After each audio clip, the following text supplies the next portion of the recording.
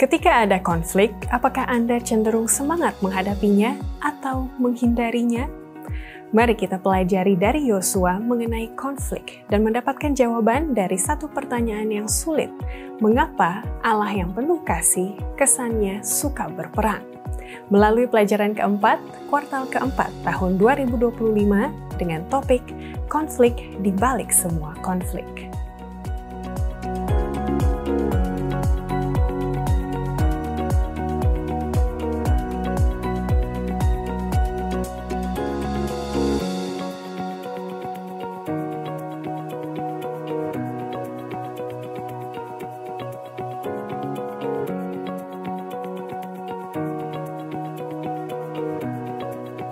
Shalom, selamat datang dalam diskusi pelajaran Sekolah Sabat yang dipersembahkan oleh Gereja Masehi Advent Hari ke-7 Uni Indonesia Kawasan Barat. Pekan demi pekan, pertanyaan demi pertanyaan, kita bahas bersama para narasumber dan syukurnya beberapa pertanyaan tersebut datangnya dari saudara sekalian. Beberapa pertanyaan terkesan sulit, beberapa juga mudah, tetapi seperti pernyataan yang terkenal, tidak ada pertanyaan yang bodoh. Tetapi jawaban yang bodoh itu ada. Jadi kita jangan takut untuk bertanya, karena kita akan mendapatkan jawaban yang alkitabiah, yang akan menerangi kehidupan kita, dan juga yang akan mempersiapkan kita untuk menjawab pertanyaan-pertanyaan dari orang yang lain, yang kadang datangnya tidak diduga. Salam hangat telah kami terima dari saudara-saudara, merupakan feedback dan juga support bagi kami. Kami ucapkan terima kasih kepada Novita Pangandaheng di Jemaat Minanga, Kabupaten Minahasa Tenggara, Suzy binti Nois, Tumdomi Punef di Timur Leste, Agustinus Agus, Manalu Washington, Tulun Dusun Official Channel, Mariati Simanung Kalit, Naili Rumpadon, Naomi Magansap, Noiti Lajanin, Carlota Kaparang, dan Daang BKY. Kebanyakan dari komen-komen berikut mengatakan luar biasanya pelajaran firman Tuhan yang telah kita pelajari bersama. Seperti dari Asep Ronsumbre di Papua yang mengatakan, terima kasih untuk pelajaran yang begitu luar biasa indah. Joy Sinaga di Jemaat Getsemani Tais Bengkulu juga mengatakan, terima kasih atas pelajaran yang luar biasa, agar kita tidak mudah lupa akan keajaiban-keajaiban dan berkat-berkat yang Tuhan sudah berikan dalam kehidupan kita.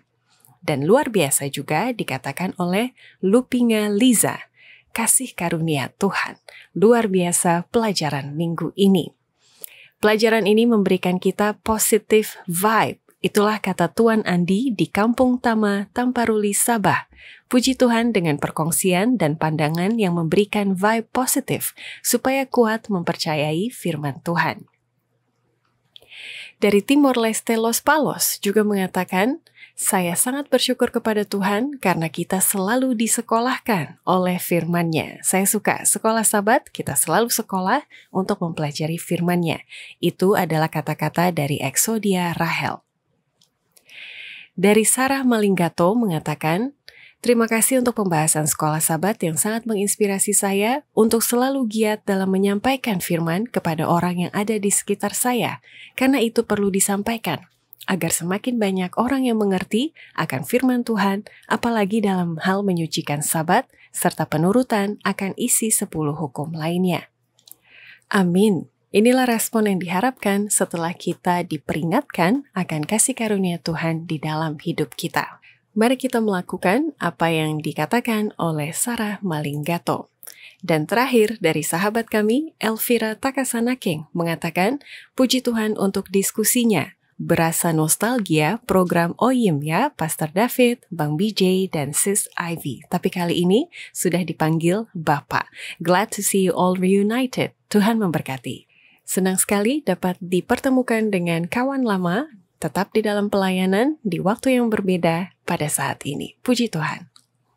Seperti biasa, mari kita like, subscribe, komen ke channel YouTube Gereja Advent Indonesia Barat, dan mari kita bagikan video ini kepada orang lain. Tentunya setelah menyalakan lonceng notifikasinya. Dan nomor WhatsApp berikut hadir untuk melayani keperluan saudara akan doa dan juga pembelajaran Alkitab secara pribadi. Mari kita sambut dua narasumber kita yang telah hadir di studio Uni Indonesia Kawasan Barat. Kita kehadiran Bapak Christopher B.J. Aritonang, Ketua Jemaat Regeneration Community Church atau RCC, dan juga Pendeta David Sebedius sebagai Gembala Jemaat Jurong SDA Church di Singapura. Shalom Bapak-Bapak sekalian. Shalom Adi. Shalom pemirsa. Terima kasih sudah hadir untuk yang kedua kali di pelajaran keempat. Kali ini dengan judul Konflik di Balik Semua Konflik. Agak berat topiknya, konflik. Tapi inilah yang harus dihadapi Yosua dalam kepemimpinannya yang baru bersama dengan bangsa Israel. Berbicara mengenai konflik, kalau pendeta dan juga Bang BJ, kecenderungannya apa? Apakah siap menghadapi konflik? Karena menghargai gitu ya, kalau ada konflik berarti ada nilai nih yang mau dicapai. Atau, enggak, saya orangnya cari damai aja, saya hindari itu. Boleh berbagi mengapa demikian dan biasanya caranya bagaimana? Saya boleh mulai dari pendeta David dulu. Dulu saya dalam tahun pertama atau awal-awal dalam pelayanan, saya cenderung lebih menghindari konflik. Ya supaya aman aja, supaya damai begitu ya. Tapi saya juga belajar pada akhirnya bahwa konflik itu membentuk sebuah komunitas, membentuk gereja, dan bahkan membentuk pribadi, individu juga, termasuk saya pribadi. Oleh sebab itu saya lebih memilih sekarang untuk jikalau ada konflik, justru itu kesempatan untuk kita dalam menangani konflik dan bahkan resolving, menyelesaikan, memecahkan masalah ataupun juga hal-hal yang perlu diantisipasi. Ketika konflik itu terjadi, kita tidak kaget lagi.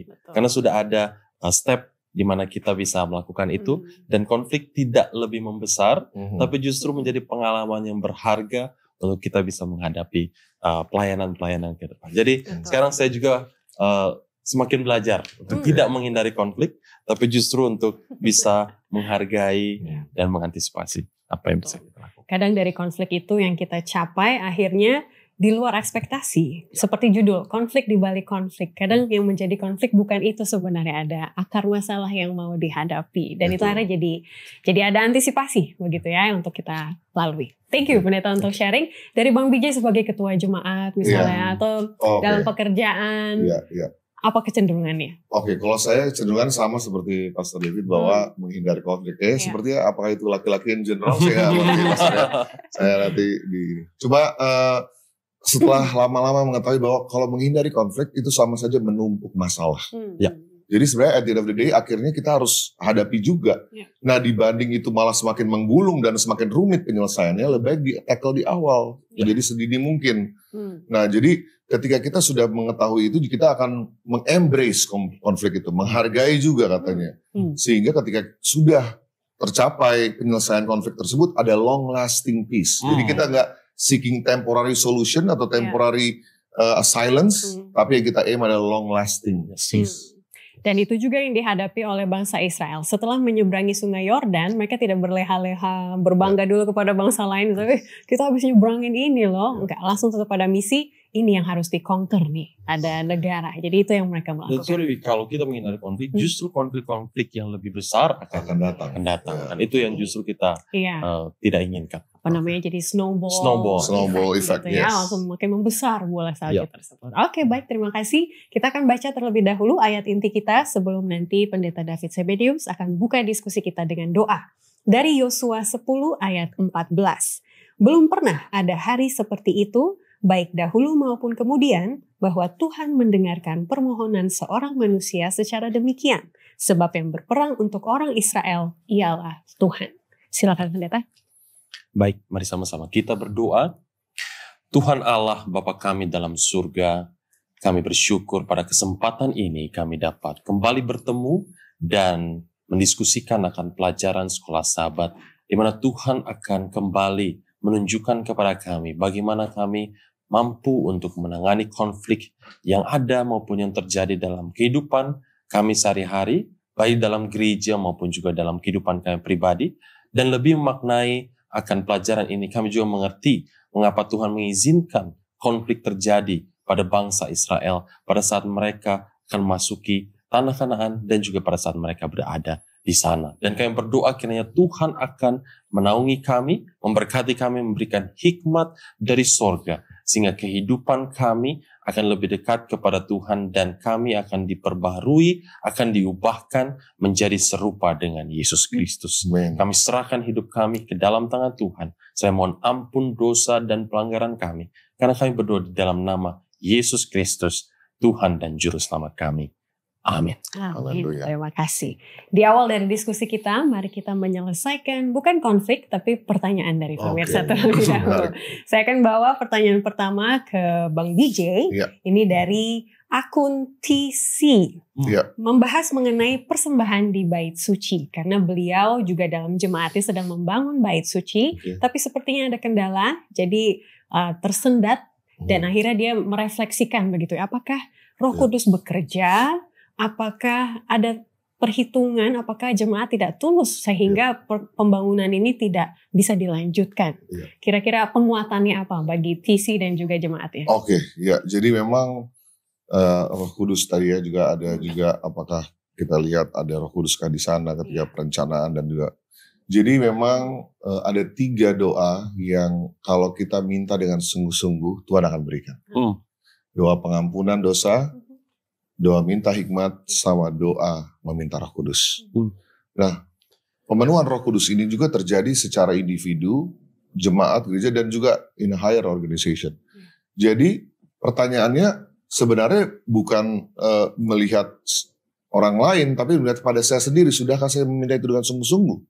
Sehingga dari saya ada yang Tuhan bisa pakai melalui kehidupan saya untuk membantu dalam perencanaan bangunan bait suci Allah. Kalau perencanaan atau kalkulasi dan lain-lainnya itu adalah prinsip yang memang sudah juga ada di Alkitab, bahkan di Matius katakan, bukankah kita harus duduk dulu untuk menghitung segala hal sebelum kita melakukan sesuatu supaya nanti tidak selesai dan lain-lain, malah orang malah menertawakan kita. Jadi tidak salah perencanaannya, tidak salah hal-hal yang baik sudah dilakukan, tetapi bagaimana, apakah sudah ada kecurahan Roh Kudus, sudahkah dilakukan doa bersama-sama, karena inilah pekerjaan Tuhan. Selayaknya Tuhanlah yang membantu dan menyelesaikannya. Jadi sudah adakah penyerahan sungguh-sungguh secara pribadi jemaat kepada untuk program ini? Saya akan bantu mendoakan Anda. Mungkin nanti di akhir kita akan doakan bersama ya. Nanti yang di akhir berdoa Bang DJ. Jadi kita ingat tadi dari TC. Baik, terima kasih. Kita lanjut ke pertanyaan berikutnya, datang dari Ade Risa Kota. Beliau menanyakan mengapa kesannya ketika Yosua meminta 2 mata-mata untuk mengintai lebih sekretif, lebih rahasia, diam-diam. Padahal dulu waktu Yosua menjadi salah satu dari mata-mata, ini semua bangsa tahu nih 12 orang ini sedang dikirimkan. Kira-kira apa tujuan dan maksud Tuhan dalam hal ini? Menarik ya. Kalau kita lihat perbedaan dari apa yang ditulis di kitab Bilangan pasal 13, ketika Musa mengutus mata-mata itu secara publik tahu. Bahkan termasuk bangsa Israel dan suku-suku di Israel itu tahu siapa saja yang dikirim, orang-orang mana yang kemudian menjadi mata-mata. Tapi ini lebih rahasia karena mereka tidak ingin mengulangi kesalahan yang sudah terjadi pada saat Yosua sendiri menjadi salah satu dari mata-mata tersebut. Jadi Yosua belajar dari pengalaman Musa, pendahulunya, yang pada saat itu mengutus mata-mata, tapi diketahui orang banyak. Yosua lebih cenderung ingin to keep it secret, rahasia, namun kemudian hasilnya nyata. Ketimbang semua orang tahu tapi hasilnya kemudian menjadi blunder atau menjadi discourage untuk orang-orang Israel. Tidak lagi percaya akan janji Tuhan, tawar hati, dan mereka kemudian melihat bahwa memang sulit untuk masuk ke Yeriko atau masuk ke tanah Kanan. Jadi Yosua ingin bahwa langkah ini menjadi langkah awal, tidak langkah satu-satunya yang bangsa Israel tidak ketahui, tapi ketika mereka mengutus secara diam-diam, secara rahasia, itu lebih untuk mendukung misi mereka agar tidak banyak orang yang tahu dulu. Ini beda dengan cara mereka yang diam-diam ya untuk misi tertentu ya, beda. Ini misi Allah. Jadi misi yang caranya berbeda, tapi tujuannya tetap sama. Iya, saya juga melihat ada perbedaan kepemimpinan, gaya kepemimpinan antara Musa dan juga Yosua, begitu ya. Dan juga mungkin bertepatan dengan topik kali ini, bagaimana mereka meresolve konflik. Kalau Musa mungkin orangnya lebih berani, ayo kita rapat semua kalau perlu begitu ya. Kalau Yosua dia pelan-pelan, hati-hati, alon-alon asal kelakon katanya begitu ya. Baik, kita masuk ke diskusi kita karena banyak sekali yang bisa kita lihat, terutama karena konflik yang kita bahas ini bukan konflik ece-ece begitu ya. Karena langsung ada karakter yang mulai dari awal, judul pelajaran hari Minggu, Panglima Bala Tentara Tuhan yang adalah Allah sendiri. Jadi ketika cerita ini dimulai dengan Allah mengidentifikasikan dirinya, akulah Panglima Bala Tentara Tuhan, ini apa sebenarnya yang sedang kita diskusikan? Berarti kan masalahnya serius. Boleh penjelasannya Bang Bijay? Iya, jadi kalau kita lihat sedikit, kita kilas balik ya, apa yang bilang, kawankah kamu atau lawan dibilang kan. Ya secara mungkin singkat kita harusnya berpikir, oh ya antara dua sisi aja, sisi mereka atau sisi bangsa lainnya. Tapi ternyata ada hal yang mau diajarkan kepada kita. Jawaban Panglima Bala Tentara adalah tidak, dibilang. Dan saya adalah Panglima Bala Tentara Tuhan. Jadi artinya adalah ada suatu hal yang lebih besar ternyata kita mau diangkat. Menjadi melihat dari helikopter view bahwa apa? Segala masalah yang kita hadapi di dunia ini, itu hanya adalah sedikit dari suatu hal yang begitu lebih besar. Bahkan lawan kita bukan manusia. Roh-roh jahat, kuasa-kuasaan. Jadi ini mengingatkan kita bahwa apa? Pertanyaannya tadi, kamu kawan atau lawan? Dibilang tidak. Karena apa? Tuhan itu bukan di sisi saya atau sisi saya. Sering kita berdoa gitu kan. Apakah Tuhan ada di sisi saya? Mau melawan orang sana atau musuh saya? Tuhan adalah berada di sisi kebenaran. Pertanyaannya adalah, kita di sisi Tuhan atau tidak? Itulah pertanyaan yang harus kita jawab. Karena ada pertempuran yang lebih besar dari hanya pertempuran manusia yang terjadi pada saat itu. Bangsa melawan bangsa. Tapi adalah pertempuran antara baik dan yang buruk. Benar dan yang salah. Jadi apakah kita mau melihat sesuatu tidak hanya kepada hal-hal yang temporari yang terlihat. Tapi kita melihat hal-hal yang long lasting, everlasting, hal yang tidak terlihat, sama seperti Elisa meminta berdoakan asistennya untuk dibukakan matanya. Terlihat begitu banyak bala tentara Tuhan dan mengingatkan juga kata-kata terakhir di sana Yesus ketika bala tentara Tuhan bilang, tanggalkanlah kasutmu karena di mana engkau berdiri adalah tempat yang kudus. Sama seperti panggilan Musa ketika dia mau memimpin bangsa. Jadi artinya marilah kita melihat kepada hal-hal yang surgawi, hal-hal yang spiritual. Pergumulan-pergumulan kehidupan yang kita hadapi sini tidak ada jauh dibandingkan pergumulan spiritual yang lebih penting yang Tuhan mau sembuhkan kepada kita semua. Ya, terima kasih Bang Bijay sudah meletakkan dasar yang kuat di awalnya. Berarti ini konteks bukan peperangan antara bangsa maupun seperti Israel, antara Israel dan juga Kanaan, karena itu saja yang mereka lihat pada saat itu, begitu ya. Betul. Tapi ada pertentangan yang lebih besar lagi yang menjadi konteks dari pelajaran kita kali ini. Dan penting juga untuk melihat pertanyaan di hari Jumat nomor 1. Bagaimana akhirnya setelah kita tahu bahwa ini berbicara mengenai konflik kosmis, akhirnya kita bisa memahami Tuhan dan mengapa Tuhanlah yang berperang pada akhirnya, bukan bangsa Israel. Oke, kita lanjut untuk melihat kesannya kalau kita mau mengambil kata-kata ataupun penjelasan Bang Bijay secara direct begitu ya. Ini kok kayaknya pertentangannya abstrak. Emang bisa kita lihat apa yang Yosua saja tidak bisa lihat. Dia aja tidak tahu ini ada bala tentara yang adalah Tuhan langsung begitu ya. Jadi dalam kehidupan sehari-hari ini merupakan pertanyaan hari Senin di bagian bawah. Bagaimana kita melihat bentuk-bentuk dari pertentangan kosmis ini. Dan kalau kita lihat ke pelajaran kita, sebenarnya Yesaya, Yehezkiel, dan Daniel akhirnya mereka bisa melihat hal-hal tersebut di dunia ini. Dalam bentuk apa yang mereka doakan kenapa tidak dijawab. Nah ini kan berarti ada sesuatu yang terjadi di luar dari kacamata kita begitu. Dalam kehidupan sehari-hari bentuknya seperti apa kira-kira pendeta? Ini justru relevan sekali untuk kita ya. Seringkali kita melihat, tadi sudah disampaikan oleh Bang Bijay, kenapa kita memiliki kesulitan. Kenapa saya memperoleh masalah dalam hidup ini. Padahal saya sudah jadi orang Advent, sudah jadi orang Kristen, percaya pada Tuhan. Kok didera oleh berbagai masalah. Atau di Sabat petang dikatakan pertanyaan sejuta umat, kalau Allah itu baik, kenapa ada perang? Ada perang, ya. Kenapa sepertinya Tuhan yang menginitiate perang antara Israel dan juga Kanaan gitu. Dan itu tentu kita lihat dari kacamata pribadi manusia. Saya kok menjadi bagian dari masalah ini, kok saya jadi seperti diseret-seret gitu, terlibat dengan Iya. masalah tertentu yang mungkin terjadi dalam kehidupan kita. Tapi tidak hanya Yosua, di sini juga disebut Yeskiel, Yesaya dan Daniel, bahkan secara khusus Daniel. Karena Daniel diberikan vision atau mimpi untuk menafsirkan apa yang Tuhan ingin bangsanya mengerti mengenai nubuatan, Iya. tanpa Daniel pun mengerti apa maknanya. Iya. Nah, ini yang perlu kita pelajari lebih dalam lagi, karena Tuhan tidak memberikan apa yang untuk kita saja pada hari ini, tapi untuk generasi mendatang. Untuk mereka yang mungkin tidak pernah mengalaminya, tapi karena kita mengalaminya, generasi itu yang terberkati.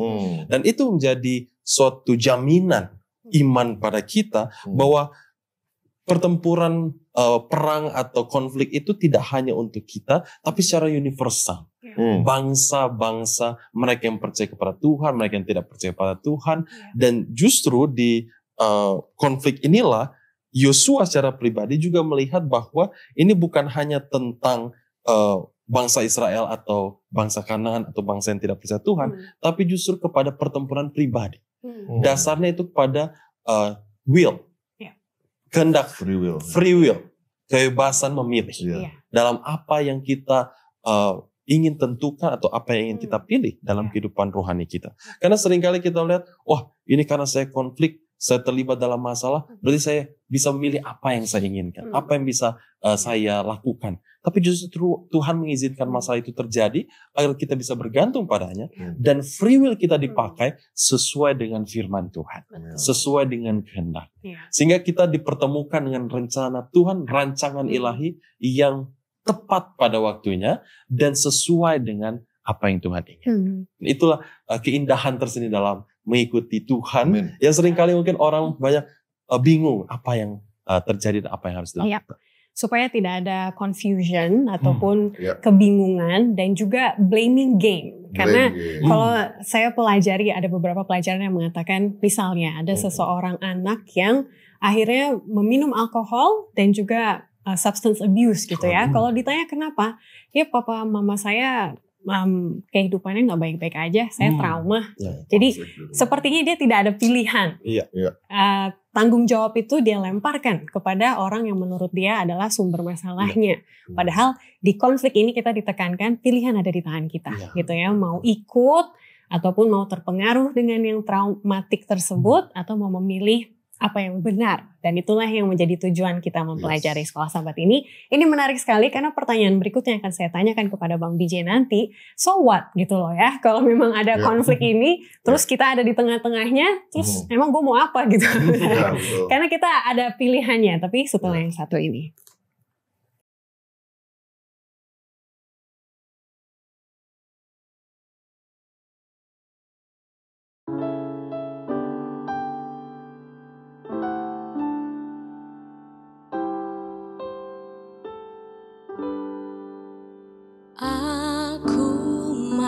Masuk dalam taman selagi embun di atas bunga, terdengarlah olehku seruan yang menyatakan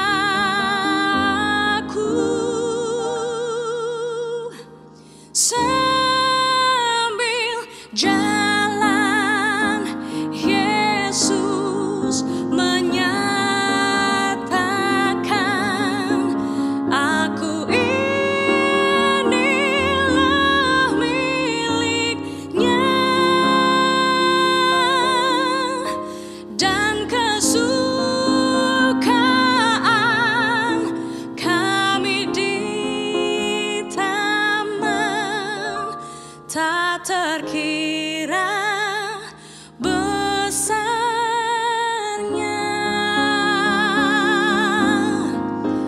dan kesukaan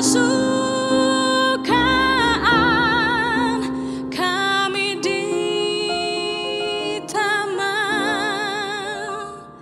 tak terkira besarnya.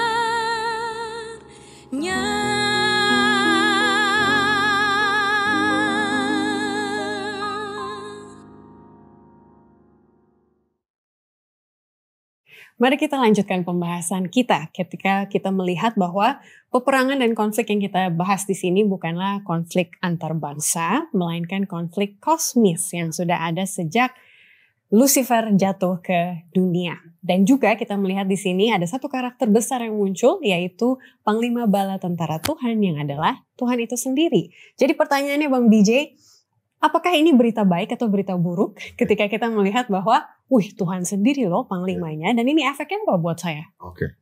Terima kasih Evi. Jadi memang mungkin secara instan kita akan menilai bahwa dia konflik berarti ini gak bagus dong. Untuk semua orang pasti gak bagus. Ya. Tetapi untungnya adalah kita mempunyai pahlawan, panglima ya, yang memimpin kita. Jadi kabar baiknya walaupun kita ada berada dalam peperangan, kalau kita mau bergantung kepada panglima ini yang kalau kita tahu dia sudah muncul kepada Musa, muncul juga kepada Yosua. Ya. Ini adalah Yesus Kristus. Ya, jadi kalau kita berpegang kepada dan mengambil sisi dari kebenaran yaitu Yesus ini, kabar baiknya kita akan mendapatkan kemenangan yang pasti.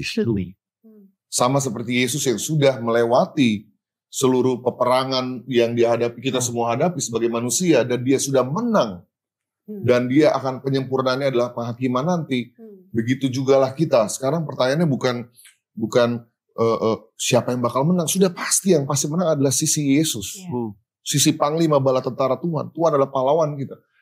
Pertanyaannya, kita mau nggak berada di sisi Tuhan? Karena tidak memilih adalah bukan opsi, bukan suatu opsi. Kita harus memilih.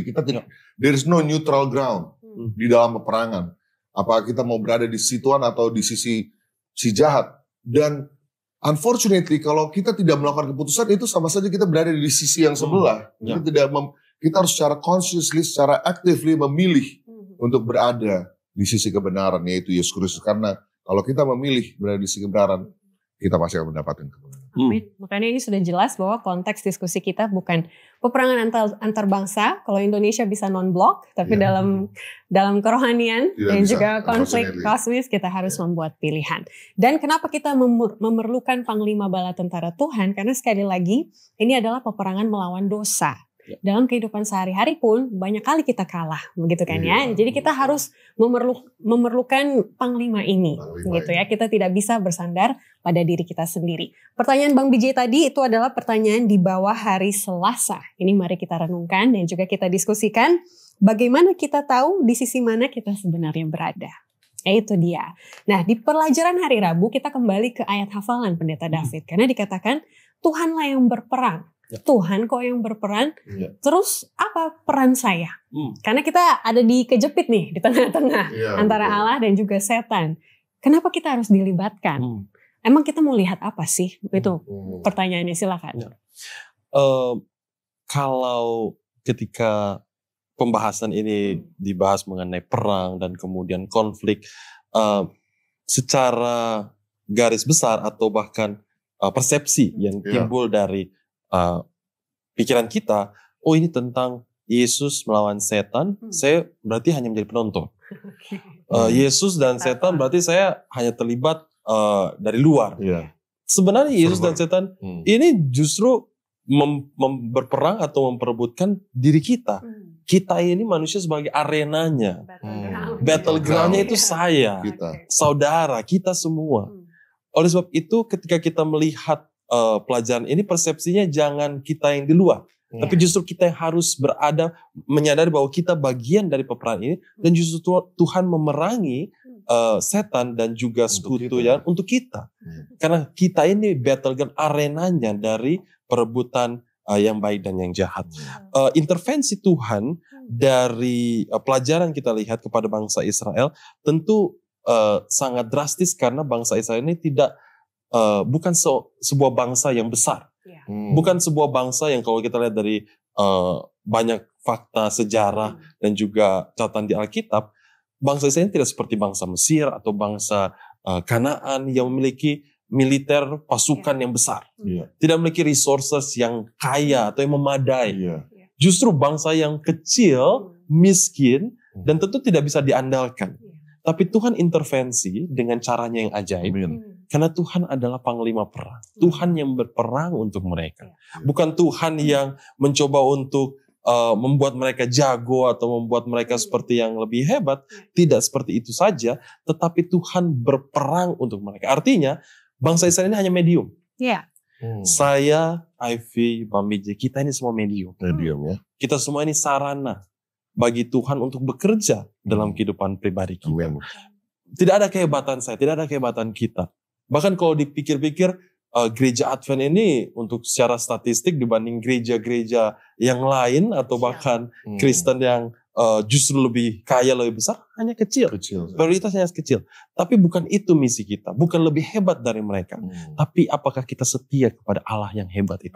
Apakah kita berada dalam bagian gereja yang menyadari bahwa saya dan kita semua adalah medium untuk Tuhan bisa berkarya dalam kehidupan kita. Berperang kalau dalam konteks pertempuran kosmik ini, berperang di dalam diri kita. Sehingga kehidupan kita ini tidak hanya rutinitas saja, gue orang Advent, saya orang Kristen percaya biasa-biasa saja. Tidak, kita hadir karena kita mempunyai makna, misi. Karena Tuhan ingin digunakan, Tuhan ingin menggunakan kita dalam kehidupan kita sehari-hari.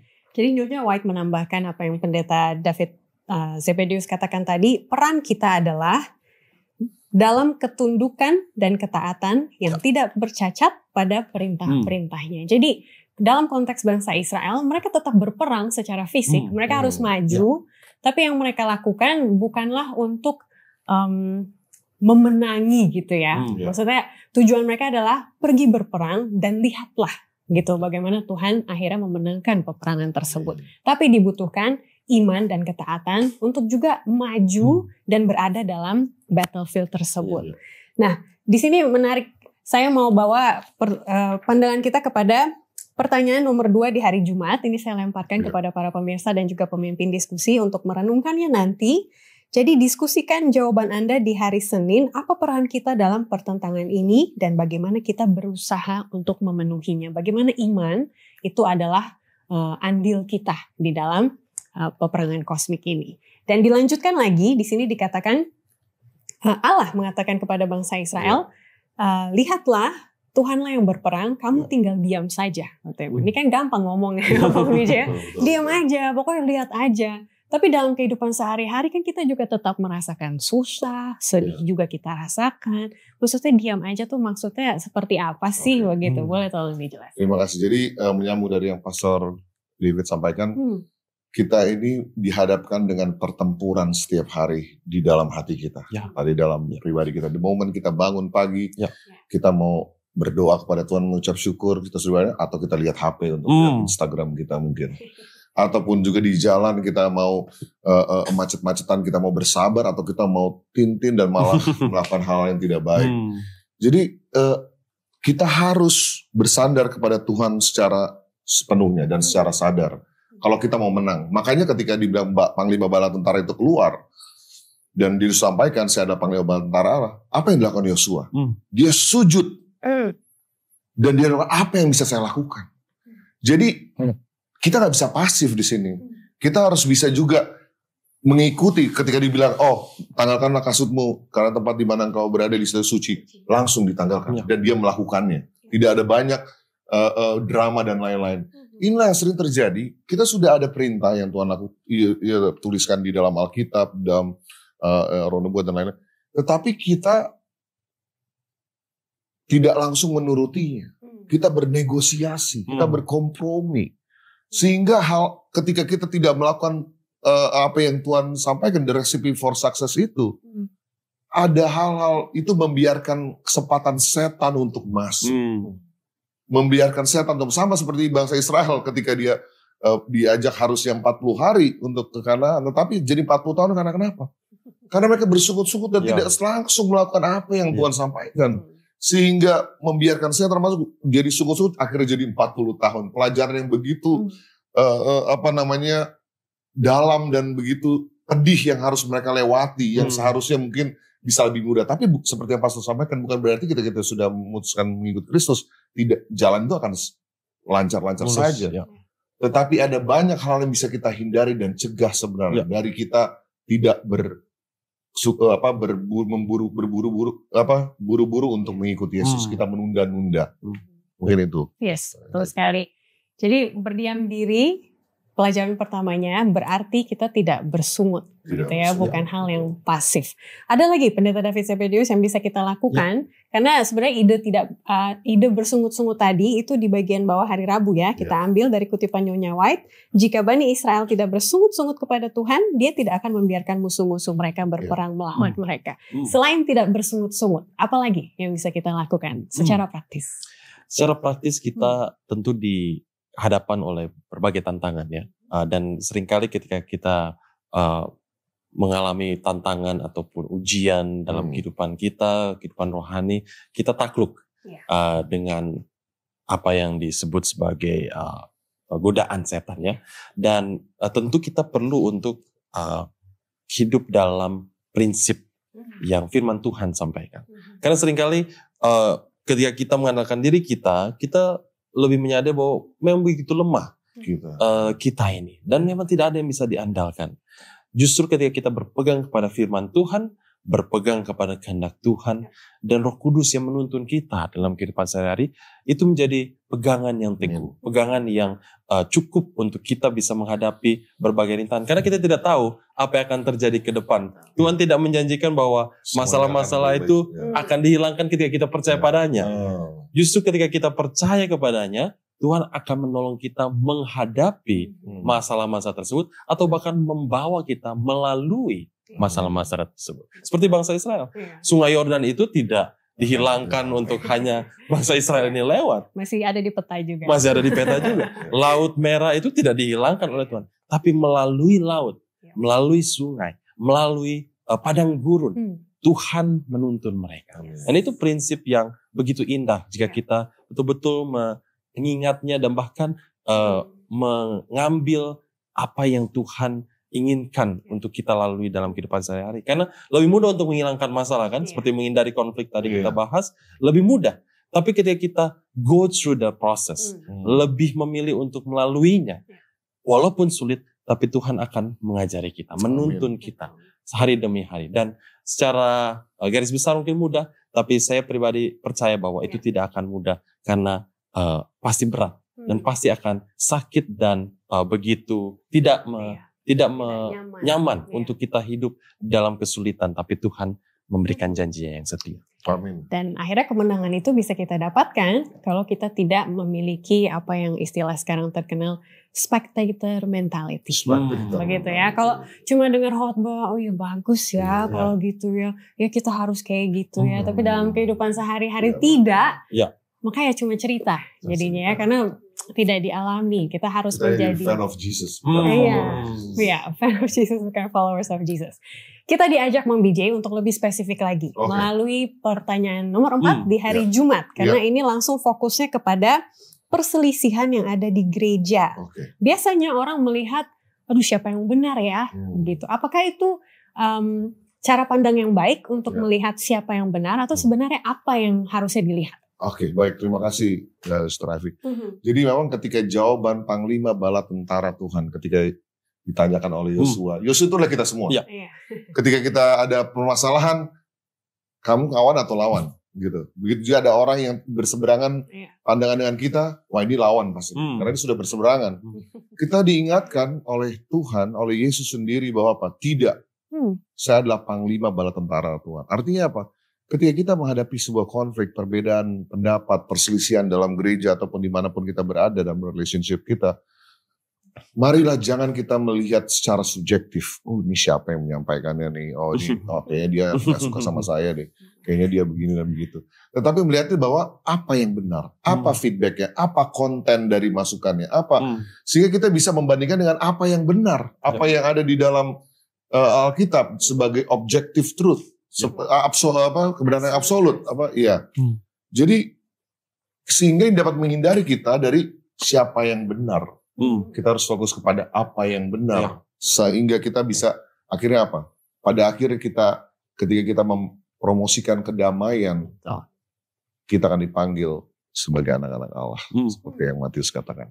Mengenai kebenaran ini juga akhirnya membuat saya berpikir ada kecenderungan nanti mungkin di diskusi sekolah sahabat bahwa perbincangan ini akan melebar karena ngomongnya mengenai peperangan, pasti akan langsung melihat bangsa-bangsa yang sedang berperang saat ini. Tapi kan kita tadi sudah establish dasar kita konteks bahwa konflik dan juga peperangan yang dimaksudkan di sini adalah peperangan kosmis dan juga peperangan rohani yang ada di dalam hati dan pikiran kita masing-masing.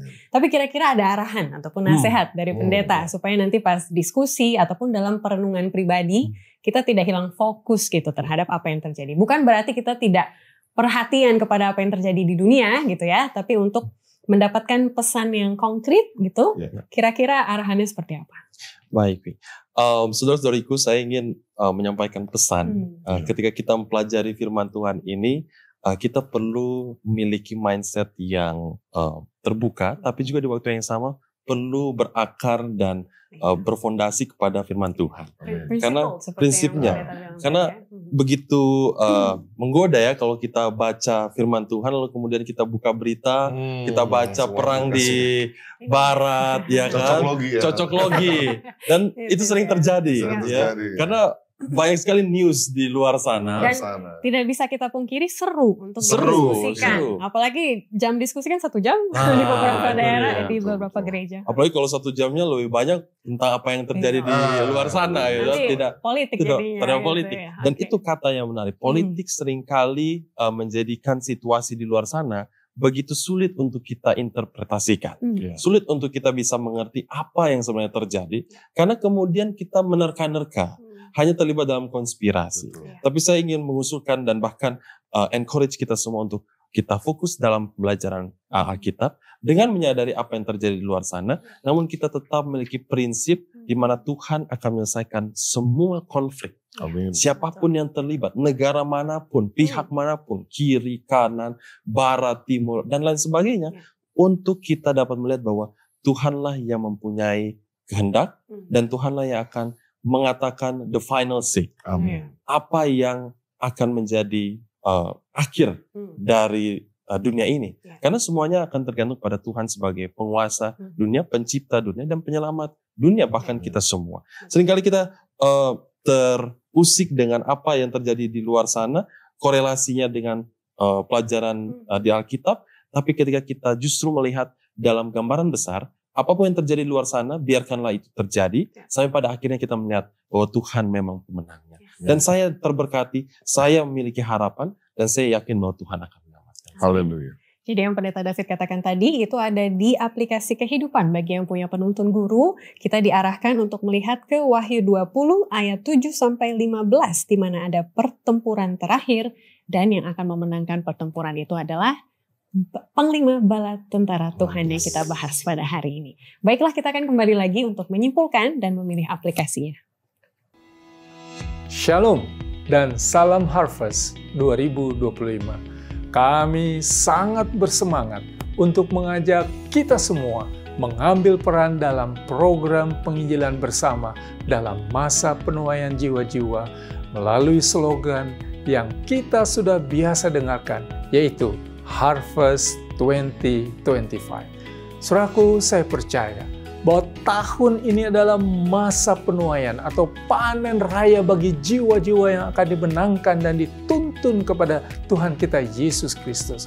Hanya kita tahu bersama, tuaian memang banyak, tetapi pekerja sedikit. Itu sebabnya saya mengajak kita semua, dimulai dari para pelayan-pelayan Tuhan di kantor Uni, dan seluruh pengerja dan pendeta di Uni Indonesia Kawasan Barat untuk mengajak semua anggota jemaat, setiap keluarga membawa, menuntun satu jiwa kepada Tuhan Yesus Kristus. Percayalah, pengalaman melayani ini akan mengingatkan kita semua betapa betapa besarnya kasih Kristus bagi saudara dan saya yang sudah jatuh ke dalam dosa. Mari kita bawa jiwa kepada Yesus. Mari kita menginjil, karena dengan demikian kita boleh membangun tabiat Kristus, tabiat sorga. Karena kita harus ke sorga. Kita harus ke sorga. Tuhan memberkati. Puji Tuhan sudah semakin jelas di pikiran kita bahwa Allah bukan suka berperang. Ini untuk meng-counter apa yang ada di Sahabat Petang, pertanyaan-pertanyaan yang suka muncul di pikiran orang. Dan juga semoga kita juga sebagai orang Kristen yang bukan hanya pengikut Yesus, tapi fan dari Yesus, kita juga bukan orang yang suka perang, tapi suka damai begitu ya. Kira-kira apa satu poin yang harus ditekankan dan itulah yang akan memotivasi kita untuk Harvest 2025. Saya mulai dari Bang Biji. Oke, jadi kita harus tahu bahwa Tuhan mempunyai sifat betul damai dan kasih. Tapi di satu sisi dia juga adalah apa? Holy and just, kudus dan juga adil. Jadi ketika tadi ada peperangan, konflik dan lain-lain, itu secara natural tidak bisa dihindarkan. Oleh karena sifat holy and just ini, ketika ada yang tidak sesuai dengan love yang sudah diingatkan berulang-ulang kita untuk bergantung pada Tuhan, akan tereradikasi. Tapi itu ada good news. Artinya apa? Peperangan ini tidak akan selama-lamanya terjadi. Nah, good newsnya adalah apa? Motivasi kepada kita adalah apa?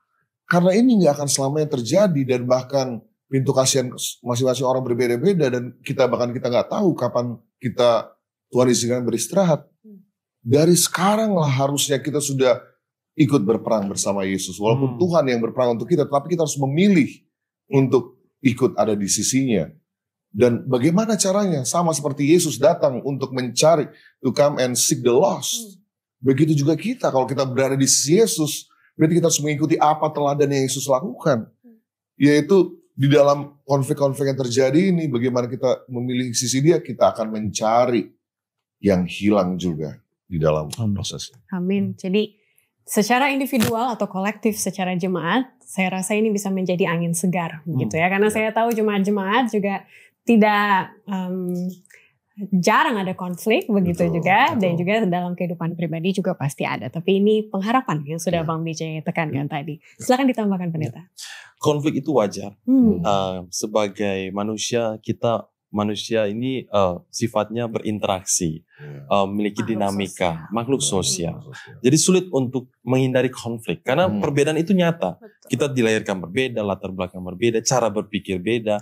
Tapi ketika orang tua juga begitu. Begitu. Dan justru itu sebuah hal yang normal, hal yang wajar. Tapi ketika kita menghindari konflik, justru akan banyak hal yang tidak dapat diungkapkan, yang kemudian pada akhirnya bisa meledak dan kemudian justru hal yang lebih buruk bisa terjadi. Tuhan bukannya tidak suka berperang, tetapi Tuhan juga tidak ingin menutup kesalahan orang hanya karena dia cari damai atau cari aman.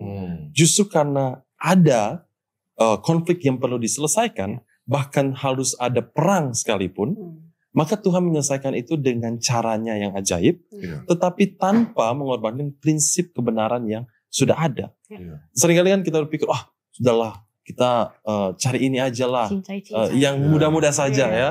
Untuk apa kita mengorbankan hal-hal yang justru tidak perlu untuk dikorbankan. Tapi Tuhan mengajarkan kita bahwa ketika kita mengalami konflik dan mengalami masalah, kita bisa bertumbuh. Baik secara iman, rohani, dan juga secara kemampuan kita mengerti kehendak Tuhan. Karena dengan itu kita bisa mengerti Tuhan dengan lebih baik. Dan satu lagi terakhir, untuk kita bisa ingat bahwa banyak sekali bad news di luar sana. A lot of news. Perang, rumors tentang perang. Tetapi ada satu good news. Bahwa Tuhan Yesus yang akan menyelesaikan seluruh perang ini. Dan Tuhan yang memimpin. Sebagai umat percaya, kita jangan jadi bagian dari bad news saja.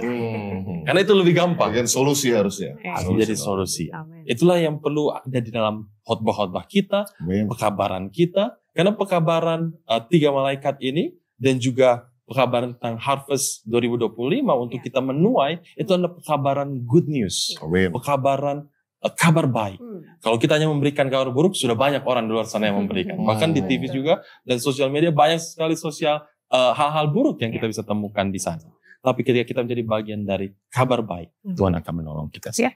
Saya penasaran untuk melihat apa pandangan dari para pemirsa sekalian. Boleh dimasukkan di kolom komen di bawah untuk menjadi tambahan bagi diskusi kita kalau kita membaca komen. Baik, saya mau mengundang Bang BJ untuk berdoa. Kita akan ingat untuk mendoakan juga. Tadi ada saudari TC untuk pembangunan gereja yang tertunda saat ini. Semoga Roh Kudus tetap bekerja dan ada ketulusan hati dari jemaat Jepun. Mari kita tunduk kepala, kita berdoa. Bapa kami yang bertarung kerajaan surga, terima kasih untuk satu kesempatan kami boleh mendiskusikan firman Tuhan. Biarlah kami boleh diingatkan kembali bahwa kami harus melepaskan kacamata duniawi kami dan memakai kacamata surgawi untuk melihat sesuatu yang lebih besar, bahwa ada konflik di balik konflik yang lebih besar dibanding konflik yang ada kami lihat dengan mata duniawi kami, Tuhan. Terima kasih juga untuk pengharapan bahwa jika kami berada di sisi-Mu, kami akan menang. Kami akan mendapatkan kemenangan. Biarlah Tuhan, kami tidak fokus kepada perbedaan, tetapi kami fokus kepada kebenaran. Sehingga kami pun boleh membawa kedamaian kemanapun kami berada. Karena dengan itulah kami akan disebut anak-anak Allah. Ya Tuhan, biarlah Engkau boleh menjadikan pelajaran ini menjadikan motivasi bagi kami semua yang mempelajari supaya kami menjadi bagian dari bala tentara Yesus. Ya Tuhan, pada saat ini kami juga mendoakan secara khusus mau doa yang dibawakan oleh TC, ya Tuhan, bagaimana pergumulan yang dihadapi dalam pembangunan gereja yang dihadapi di tempat mereka, ya Tuhan.